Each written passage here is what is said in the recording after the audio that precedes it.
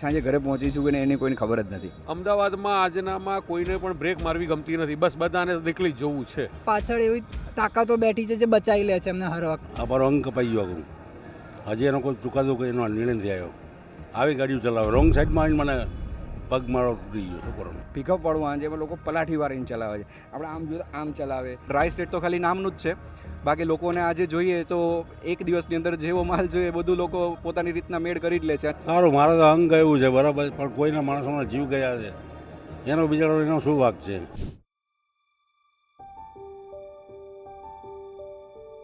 ગુજરાતમાં છેલ્લા કેટલાક દિવસોમાં રોડ અકસ્માતની ઘટનાઓ વધી રહી છે અને એના કારણે ઘણા બધા લોકો જીવ પણ ગુમાવી રહ્યા છે. ત્યારે આ મુદ્દો ગુજરાતીઓ માટે ખૂબ ગંભીર બની ગયો છે. આપણે અમદાવાદની જનતાને પૂછીએ કે એ લોકો આ મુદ્દા અંગે શું માને છે. શું તમને રસ્તા ઉપર નીકળતા સેફટી ફીલ થાય છે? તમને પોતાને કેવું લાગે છે? જો ગુજરાત એઝ અ સ્ટેટ તો બહુ સેફ છે. હા, અમને બીકે લાગે ને બધુંય થાય. માણા ભૂંડીપેટની ગાડીઓ હલાવે છે એટલે એક્સિડન્ટ તો થાય જ. खतरा है बाहर निकलने में, गाड़ी चलाने में. बच्चे लोग जो गाड़ी लेके जाते हैं बहुत ख़राब चलाते हैं आजकल, बगैर इंडिकेटर दिए मुड़ जाते हैं या सबसे मेरे को पहले निकलना है करके आगे निकल जाते हैं.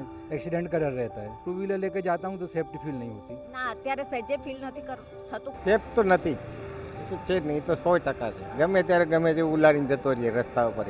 ના, નથી અનુભવાતું. કારણ કે આપણે જતા હોય છે આપણી બાજુમાંથી 60 ટનનું કોઈ કાવું મારી નીકળે ને તો આપણે એમ લાગે કે હમણાં ભટકાઈ જઈશું અને હમણાં આપણે પડી જઈશું. એટલે આજની તારીખમાં જે આ નવા વાહનો આવ્યા છે એક્ટિવા આ બધા, એના કારણે લોકો એટલી સ્પીડમાં ચલાવે છે કે લોકોના જીવ જોખમમાં મુકાય છે. રોડ ઉપર ચલાવવું અત્યારે જોખમ બરાબર જ છે. સાંજે ઘરે પહોંચીશું કે એની કોઈને ખબર જ નથી કે ભાઈ આપણે એટલા સેફ નથી કે ક્યાંક પણ કોઈ પણ આવીને અથડાઈ જાય. અને એ પણ શું છે, સ્પેશિયલી પાછળથી આવીને અથડાઈ જાય છે. એટલે આ એક્સિડન્ટ થાય છે એમાં વાંક કોનો વધારે છે? ગાડીવાળાનો વાંક હોય છે બધો.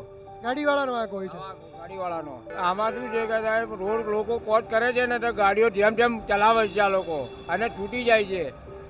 અને ગાડીઓવાળા છે ને અમુક લોકો માણસમાંથી ગાડીઓના પૈસા પડાવે છે. લોકો તૂટેલી ગાડી હોય ને તો એ લોકો ખર્ચો કરે છે.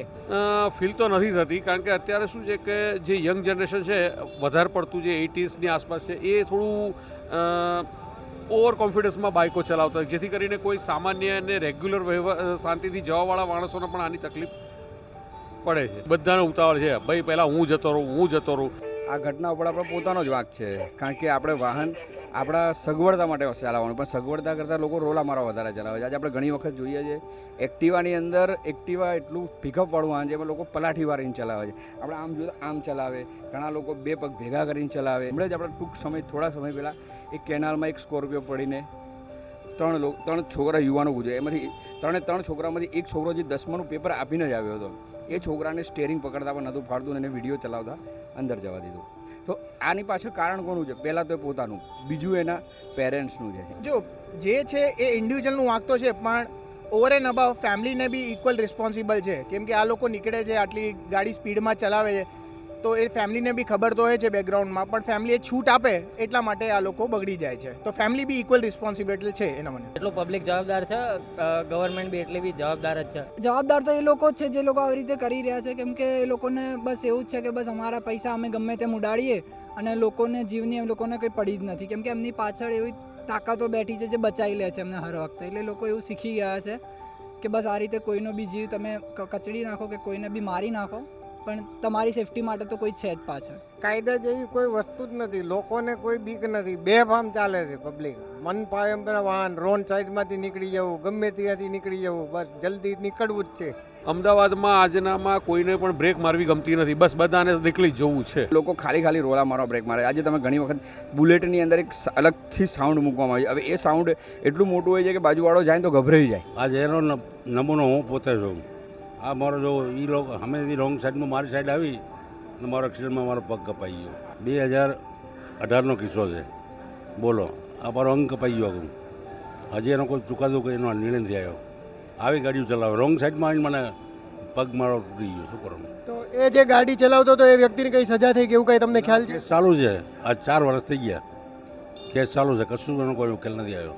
હા, બીજું તો શું કહે, મારું તો અંગ ગયું છે. હું અત્યારે ધંધો બંધ થઈ ગયો અમારો. શું કરવાનું? પોતે વિકલાંગ થઈ ગયો. શું કરવાનું?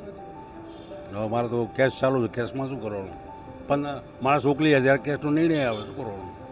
આ એવું છે બધી. સરકાર એવા કયા પગલાઓ લઈ શકે કે જેના કારણે દુર્ઘટનાની ઘટનાઓ અકસ્માતની ઘટનાઓ ઓછી કરી શકાય, ઘટાડી શકાય? પ્રોબ્લેમ છે એ છે લોકોમાં. જ્યાં સુધી લોકો પોતાની સ્વચ્છતા માટે જો આ વસ્તુ સમજીને નહીં ચાલે તો સરકાર અવારનવાર કાયદા બનાવશે, દંડ ફટકારશે, પણ છેવટે જે થવાનું છે એ થવાનું જ છે. એ વસ્તુ મેં જોઈ છે કે જ્યારે કોઈ સિગ્નલ ક્રોસ કરે છે રેડ થયા પછી યા તો કોઈ રોંગ સાઈડમાં આવે છે એ લોકોને તરત ફાઇન કરી દે છે. જ્યારે આવા એક્સિડન્ટ થાય છે કે એવું કંઈ થાય છે ત્યારે ત્યાં એકેય જગ્યાએ કોઈ પોલીસવાળા હોતા જ નથી. મેં આજ સુધીમાં ક્યારેય કોઈ પોલીસવાળાને એ જગ્યાએ નથી જોયો. કમ્પ્લીટલી લીકર બેન કરાવવું પડશે અહીંયા. જેમ દુબઈની અંદર કે એવી કોઈ કન્ટ્રીની અંદર સજા કરવામાં આવે એવી સજા કરવી જોઈએ જેથી એની અસર બીજા જે કોઈ પણ વ્યક્તિઓ છે એના ઉપર પડી જોઈએ. જેવી કે સામાન્ય હમણાં વસ્ત્રાલની અંદર આ કોઈક અસામાજિક તત્વોએ જે કંઈ પણ આ તોફાનો કર્યા એનો કેસ પણ વકીલોએ લડવો ના જોઈએ. ઘર નહીં તોડવા જોઈએ. એમાં ફેમિલી મેમ્બરનું શું વાંક છે? જે પ્રોબ્લેમ છે એ ઇન્ડિવિજ્યુઅલનું વાંક છે, પણ ફેમિલીનું એટલું રિસ્પોન્સિબલ નથી કે જે આખું ઘર તોડી નાખે. આવા રોડ એક્સિડન્ટમાં કોઈનો જીવ જાય છે કે કોઈ વ્યક્તિ આ રીતે કોઈ વ્યક્તિને હોસ્પિટલાઇઝ કરવું પડે છે તો એ કરનારને કેટલી સજા હોવી જોઈએ? જો રોડ એક્સિડન્ટમાં જે કેવું છે સામેવાળાને જેટલી ઇન્જરી થઈ છે એ પ્રમાણે સજા હોવી જોઈએ. કંઈ ઇન વર્સ્ટ કેસ કે ડેથ થઈ જતું હોય તો એ પ્રમાણે એમને જે ડેથની જે સજા હોય એ હોવી જોઈએ. Government should be equal for each and every one. બધા માટે એક સરખું હોવું જોઈએ. પણ ગુજરાત તો ડ્રાય સ્ટેટ છે ને? ડ્રાય સ્ટેટ તો આજે બધાને ખબર છે, but at the same time તમે અમુક એરિયામાં જાઓ તો ત્યાં લોકો રસ્તા પર દારૂ પીતા જોવા મળે છે, જે આપણે ખુદ જોયેલું છે. તો કહેવાય છે કે ત્યાં પોલીસવાળા બી મળેલા હોય છે ને બધી વસ્તુઓ થતી જ હોય છે. એટલે ડ્રાય સ્ટેટ તો ખાલી નામનું જ છે. બાકી લોકોને આજે જોઈએ તો એક દિવસની અંદર જેવો માલ જોઈએ બધું લોકો પોતાની રીતના મેળ કરી જ લે છે અને પછી રસ્તા પર નીકળી પડે છે ને એના લીધે આવા અકસ્માત વધારે થાય છે. અત્યારે તમે જો ગૂગલ પણ કરી લેશો ને તો વધારે પડતું લીકલ આપણા ગુજરાતમાં વધારે વેચાય છે, ભલે આપણે ડ્રાય સ્ટેટમાં કન્સિડર થાય છે. ગુજરાત ખાલી કહેવા માટે ડ્રાય સ્ટેટ છે, બાકી બધું અંદર એટલું ચાલી રહ્યું છે જેટલું નોર્મલ સ્ટેટમાં ચાલી રહ્યું છે. જો લીકર ગુજરાતમાં આવે છે તો કઈ રીતે આવે છે અને એને કઈ રીતે બેન કરવું જોઈએ? સૌથી પહેલાં તો આની પર કાર્યવાહી થવી જોઈએ. બીજી વસ્તુ કે નબીરાઓ પાસે આ બધી વસ્તુઓ કેમ ઇઝીલી એક્સેસિબલ થાય છે? શું નબીરાઓ આ વસ્તુ લઈ શકે છે? એનો મતલબ એ છે કે માર્કેટમાં આ ક્યાંક ને ક્યાંક તો વેચાઈ રહ્યું છે. એ લોકોને બી કોન્શિયસનેસ હોવી જોઈએ કે હું આ કેમ પીવું છું, અને પીવું છું તો પછી મારું કંઈક એક જગ્યા કાં તો હું આઉટ ઓફ ધી સ્ટેટ અથવા તો પછી એવું કોઈક સમય હોવો જોઈએ કે જેનાથી દુર્ઘટના ના થાય. ટ્રકો મોટે દારૂ પકડાય જ છે. સરકારને કંઈ નથી. આ એવો ને ગૃહમંત્રી આજે જ કંઈક ઓર્ડર કડક કર્યા છે કે આજે કડક પગલાં લેવા જોઈએ. હવે કડક પગલાં કેદી લેવા છે એની કંઈ ખબર નથી. તો એના પેરેન્ટ્સ પણ જવાબદાર ના કહેવાય? સૌથી વધારે રિસ્પોન્સિબલ આપણા પેરેન્ટ્સ જ કહેવાય. પેરેન્ટ્સનો જ વાંક છે, કેમ કે પેરેન્ટ્સે જ એ લોકોને પ્રમોટ કરી દીધું છે કે બસ નાની ઉંમરમાં એ લોકોને ગાડીઓને એ બધું આપી દીધું અને એ લોકોને એમ કહી દીધું કે બેટા તું કંઈ બી કર, અમે છીએ તારી પાછળ. એ તો મા બાપને જોવાનું ને. સંસ્કાર જો હોય તો પછી એના છોકરામાં જો મા બાપમાં સંસ્કાર હોય તો એના છોકરામાં સંસ્કાર એવા હોવા જોઈએ, પણ એવા નથી. કેમ કે અત્યારે મગજ જ બધાના તામથી છે. બીજું, રસ્તા ઉપર લોકો હવે થોડાક વધારે અગ્રેસિવ થઈ ગયા હોય એવું પણ લાગે છે. ગાળાગાળીની, મારામારીની ઘટનાઓ પણ અવારનવાર જોવા મળે છે. શું તમને પણ એવું લાગે છે કે આવી ઘટનાઓ છેલ્લા દિવસોમાં વધી છે? પૈસા હોઈ શકે, કેમ કે લોકોના જોડે અગર જો પૈસા બી આવી ગયા અને રોંગ પાવર આવી ગયો તો એ પૈસાનો ઉપયોગ કરીને કંઈ બી કરી શકે છે. કે ગવર્મેન્ટ મેનિપ્યુલેટ કરી દે કે થોડા ઘણા પૈસા આપીને ચલો છૂટી જઈએ છીએ એ રીતે. સાચી વાત છે. અત્યારે લોકો બહુ શોર્ટ ટેમ્પર થઈ રહ્યા છે.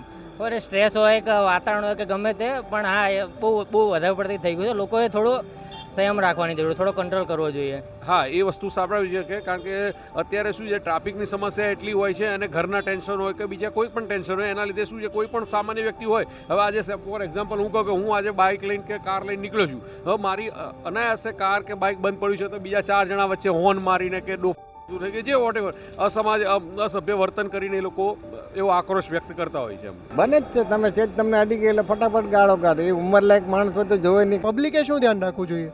અવેરનેસ હોવી જોઈએ. એને શું કરવાનું કે એને શાંતિથી ગાડીઓ ચલાવે, ક્યાંક હરખી રીતે ગાડીઓ લાવે, બસ એ આપણે જોઈએ, બીજું કાંઈ નહીં. સજા સરકારે કેવી રાખવી જોઈએ? સજા કેવી થવી જોઈએ આવા વ્યક્તિને કે જેના કારણે સમાજમાં એક દાખલો બેસે અથવા લોકો પોતે આવો ગુનો કરતા પહેલા ડરે? આમાં તો શું વસ્તુ છે કે જો ઘણીવાર કંઈ જાણીને કોઈ વસ્તુ કોઈ ભૂલ નથી કરતા હોતા, રાઈટ? આના ઉપર તો શું છે કે લો ઉપર મને તો ભાઈ એટલું વધારે નહીં ખબર. અરે સજા શું, પબ્લિક જ મારે એવી છે ને સજા જ કરવી જોઈએ કાયદેસર. પૈસાવાળાને બચી જ જાય છે કાયદેસર જ, અને આ બચારા ગરીબ મરી જાય છે. સારું, મારે તો અંગ ગયું છે બરાબર, પણ કોઈના માણસોના જીવ ગયા છે એનો બિચારો એનો શું વાંક છે? આ ફૂલ ઝપટમાં ગાડીઓ ચલાવે તો વ્યાજબી ના કહેવાય. એના માટે કંઈક કાયદેસર પગલાં લેવા જોઈએ. મારે તો ડીઝલ છે અંગ કપાઈ ગયું, શું કરવાનું કહો?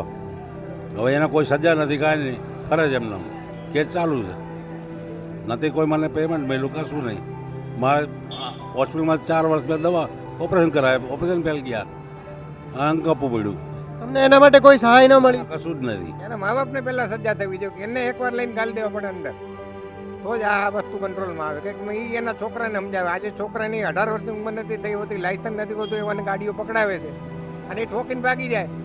તમે ક્યાં ગોતવા જવાના? એમ આમ તો આમ પબ્લિકને ભેગી થઈને તેને ટીપી નાખવા પડે, એ જ થાય ને સજા. કે જે લોકો ડ્રિંક કરતા ડ્રાઈવ કરતા પકડાઈને આજીવન સજા જોવી જોઈએ.